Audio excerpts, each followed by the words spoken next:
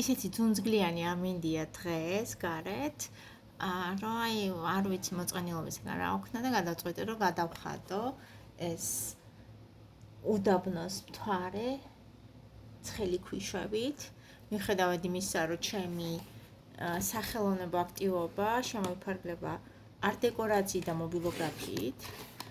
იცით რომ უკვე ცნობილი მობილოგრაფი ვარ, მუშაობ ფოტოგრაფიაში, დიგიტალ მხატვრობაში და ასე შემდეგ. აი მინდა რომ ახლა ეს მოვხატო და თან განახოთ როგორ ვეუფლები სახვით ხელოვნებას, ფერთა ანატომია ავითვისე ძალიან კარგად, მინდა გითხრათ და ახლა ესეთი ორიგინალური ამბიციაც მაქვს, რომ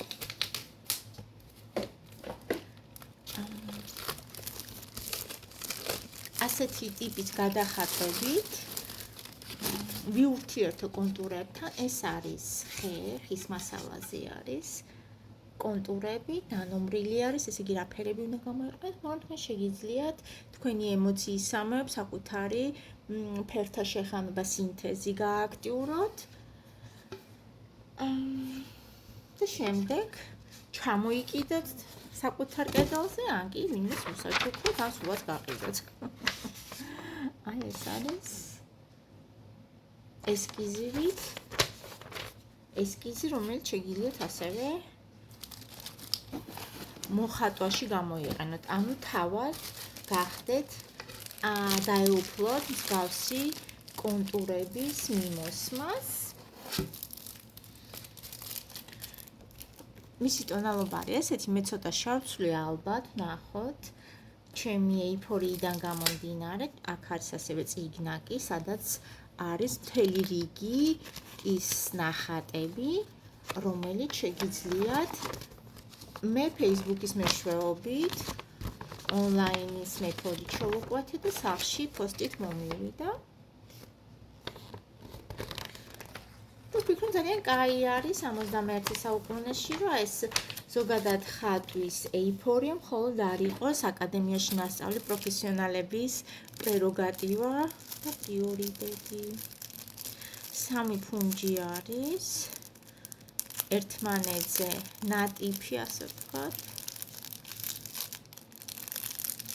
ცოტა პრეტენზიული არის, ეს არ გეგონოთ, რომ ძალიან იოლი საქმე არა ჩამოყარგებო, ეს ძალიან სირთული არის. ხატვას შინაგანად რო ხატავ, ეს შენი თანდაყოლი უნდა არის, როდესაც არის უფრო მარტივი არის, ვიდრე რაღაცა რომ უნდა გადახატო, ჯერ ერთი რომ უნდა დაიცვა სიზუსტე, ნერვიულო ფორმა გად, ასე შემდეგ და სხვა შემთხვევაში კიდე ის არის პრეტენზიულია იქიდან გამომდინარე, რო არიცი, თუ არ ხარ მიჩვეული, ხო? ფუნჯის ხელში დაჭერას, მის გამოყენებას და მისმას, მოსმას და ასევე ზუსტი თვალი უნდა გქონდეს. აი ამ შემთხვევაში არის სირთულეს წარმოადგენს ეს მეორე პროფესია, ანუ რესტავრატორის, ასე ვთქვათ. აი ასე დავალაგე ფერები, დავიწყებ თვარის მოხატვით, ვიყენებთ ანუ 6 ნომერ ფერს და ვიწყებთ.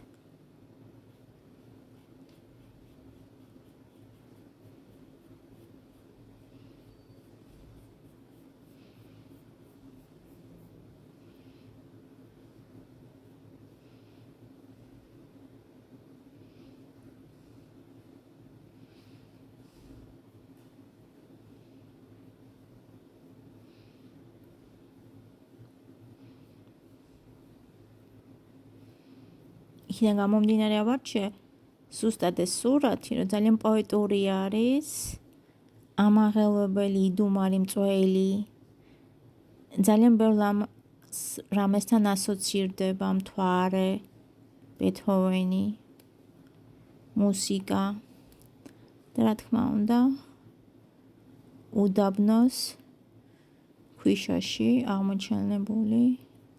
აღმოცენებული მთვარე. ჩვენ რაც არ უნდა დავეწაფოთ უნივერსიტეტებს, გამოვიძიოთ, მივაგნოთ ახალ პერსპექტივებს, ინოვაციებს, ყველა შევთანხმდებით იმაზე, რომ ეხლა დიდ შემოქმედზე უძლიერესები, კონკურენტუნარიანები ვერ ვიქნები, თუმცა ცხოვრების და ზოგადად სიცოცხლის არსი მდებარეობს იმაში, რომ ყოველი დღე რაღაცა კრეატიულობით შემოიფარგლებოდეს და არავის არ ავნო ეს ჩვენი რეალობა. აი დაახლოებით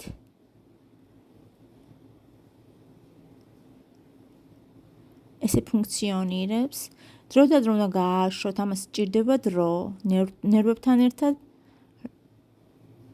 დროის გამოძებნა.